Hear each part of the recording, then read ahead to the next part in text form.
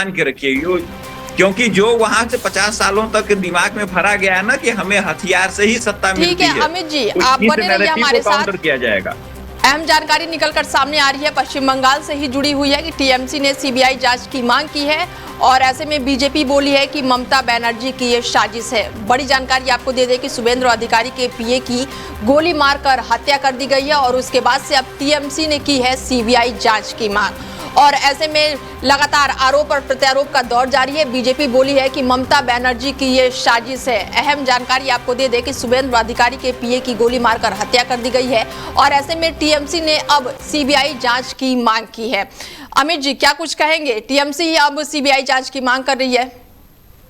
नहीं, वो तो हमेशा से होता रहा है कि बीजेपी हो चाहे टीएमसी हो चाहे अपोजिशन पार्टी, वो तो हमेशा सीबीआई जांच की मांग करती रहती है।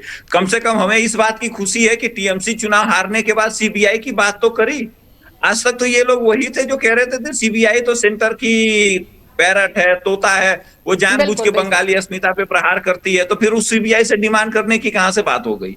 मतलब देखिए, नेताओं की बेशर्मी आप देख लीजिए कि जो टीएमसी वाले ममता बनर्जी सीबीआई को बंदी बना के बैठे थे, वो कह रहे हैं कि उसी सीबीआई से जांच करा लो। ये अब उनको भरोसा हो गया है कि अब चलो सीबीआई अच्छा काम करेगी, अभी तक उनको भरोसा नहीं था। मतलब जब सत्ता में बैठे थे तो सीबीआई पे भरोसा नहीं था, अब जैसे ही सत्ता से बाहर चले गए सीबीआई पे भरोसा हो गया। बताइए इस देश में जनता के साथ कितना बड़ा धोखा है। ऐसे डिमांड करने वालों को तो सीधा जेल में डाल देना चाहिए ना। बिल्कुल। ऐसे में अमित जी, मतलब बीजेपी का ये कहना है कि ये ममता बनर्जी की साजिश है। देखिए, राजनीति में तो हम थोड़ी कहेंगे कि आप बहुत अच्छे हैं, हम तो आपको कहेंगे ना कि आपको कुछ नहीं आता, आप बहुत गलत इंसान है। तो टीएमसी अब जब टीएमसी कह रहे सीबीआई जांच की मांग हो, ये वही टीएमसी है जो सीबीआई के अधिकारियों को बंदी बनाती थी सत्ता में रहने के बाद, और सत्ता से हटते ही सीबीआई अच्छी हो गई। ये तो सबसे बड़ा उदाहरण है कि भैया आज तक आप सीबीआई को गाली दे रहे थे, आज उसी सीबीआई की मदद चाहिए। तो ये देखिए, बंगाल की जनता इन चीजों को समझ रही है और देख रही है और जान रही है। इन नेताओं का जो दोहरा चरित्र है ना, वो ठीक रूप से सामने आ रहा है। और ये मान के रखिए कि आने वाले कुछ दिनों में बंगाल में काफी एक्शन होंगे जिसका इम्पैक्ट आपको दिखेगा। और एक बात मान के रखिए, 50 सालों से जो उनको हथियार के दम पे सत्ता हासिल करने की आदत है ना, उसको सुधारने के लिए एटलीस्ट 10 साल तो लगेंगे। बिल्कुल। ऐसे में अमित जी, कहा जा रहा है कि ममता बनर्जी जो है वो इस्तीफा नहीं देने वाली हैं और वो ना अभी देना चाहती हैं। ठीक है, एक तरफ शपथ ग्रहण की तैयारियां चल रही हैं और एक तरफ इधर हमले हो रहे हैं, गोलियां चल रही हैं और लोगों की जान जा रही है। कटघरे में किसको खड़ा करे? इस समय तो वहां पर कोई सरकार भी नहीं है। नहीं, देखिए, ऐसा है कि आप एक सीधी सी बात समझिए कि अगर मुझे सुबह 9 बजे उठने की आदत है और आप मेरे भले के लिए सुबह 7 बजे उठाएंगी, तो ये तो जाहिर सी बात है ना, मैं आपके ऊपर गुस्सा करूंगा। बिल्कुल ठीक। तो वही इम्पैक्ट दिख रहा है, लेकिन ये है कि इसको सुधारने में थोड़ा सा टाइम लगेगा और आने वाले समय में आप बंगाल में लॉ एंड ऑर्डर को स्मूथ होते दिखेंगी, क्योंकि 50 सालों से उनकी आदत हुई कि मैं चुनाव जीत गया, मैं आपको रहने नहीं दूंगा। ये जो मेंटालिटी है, इसको क्रैश करने में टाइम लगेगा। और उसके लिए बीजेपी के कार्यकर्ताओं के घर के लोग मारे गए हैं, तमाम आपने औरतों को वीडियो देखे हैं जो रो रही थी, तो उनको जो वो कॉन्फिडेंस मिला है वो उसका रिटेलिएशन है। और ये आपको दिखेगा कि बीजेपी जो एक्शन लेगी वो 2-3 महीने में सब कुछ नॉर्मलाइज होता है दिख जाएगा। और ममता दीदी बोल रही थी कि मैं इस्तीफा नहीं दूंगी, भैया उनके बोलने से क्या होता है? आज जो है वो विधानसभा का कार्यकाल अपने आप खत्म हो जाएगा, तो उसके बाद वो इस्तीफा दें ना दें, चुनाव हो ही चुका, इसका कोई मैटर नहीं बनता। हाँ, मीडिया में कुछ लोग जो उनके प्रशंसक हैं, वो इसको थोड़ा हाइप क्रिएट करने के लिए, जिनको लोगों को जानकारी नहीं है और वो एक विशेष वर्ग को खुश करने के लिए इस तरीके की खबरें चलाई जाती हैं, ताकि वो उनको लगे कि नहीं, हम हैं, लड़ाई लड़ रहे हैं और कुछ नहीं है। बिल्कुल। ऐसे में अमित जी, कहा जा रहा है कि ये जो हत्या हुई है वो पूरी तरह से प्लानिंग करके हुई है, तो इसमें पीए की मर्डर के बाद से किस पार्टी को फायदा है, किसको फायदा मिलेगा?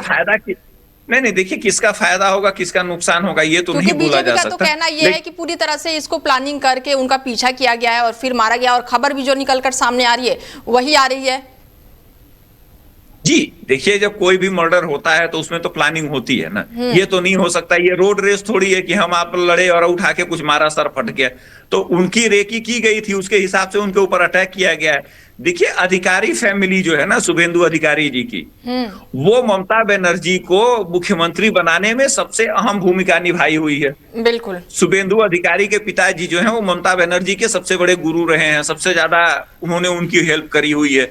तो वो जो है ना उसमें ये बहुत महत्वपूर्ण होता है कि कौन खास आदमी है, कौन आम आदमी, किसके नहीं होने से इनका नुकसान हो सकता है।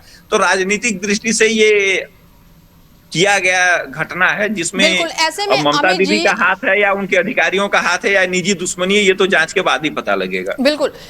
शुभेंदु अधिकारी के ये पीए थे, तो क्या एक तरफ से ये कह सकते हैं कि शुभेंदु अधिकारी को भी नुकसान पहुंचाने की साजिश की गई थी?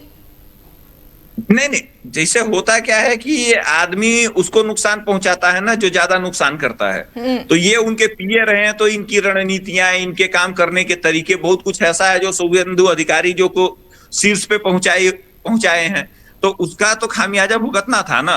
तो मुझे ये लगता है कि हम चुनाव हारे हैं और हमारे चुनाव हारने में आपका बहुत बड़ा योगदान है, और जीता कोई और है तो जो मेन फैक्टर है उसको ही एलिमिनेट कर दिया जाता है। तो मुझे इस तरीके की साजिश लगती है कि राजनीति के हिसाब से बीजेपी को कितना बड़ा झटका लगा है, या शुभेंदु अधिकारी को ये बहुत बड़ी हानि हुई है?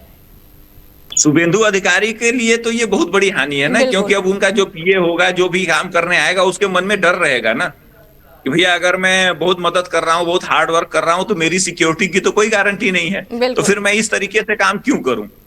बिल्कुल। और ऐसे में मैं अपनी जान संकट में क्यों डालूं? पीए थे, उनके साथ सुरक्षा के पूरे इंतजाम होंगे, और इतनी सुरक्षा होने के बाद भी यहाँ पर गोलियां चली हैं। नहीं, देखिए, ये तो आप कहीं रास्ते में जा रहे हैं और इस तरीके की घटना हो जाए तो उसके लिए तो पुलिस नहीं बनी है ना। ठीक है अमित जी, पुलिस का काम ही है। देखिए, एक बात आपको समझनी होगी कि पुलिस जो है वो घटना होने के बाद आती है। ठीक है, अगर मैं बम लेके पकड़ा जाता हूं तो पुलिस मेरा कुछ नहीं कर सकती।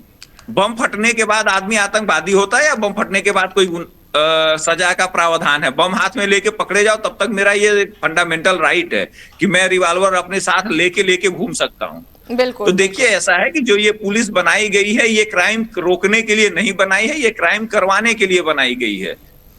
अगर क्राइम नहीं होगा तो पुलिस की जरूरत ही नहीं होगी।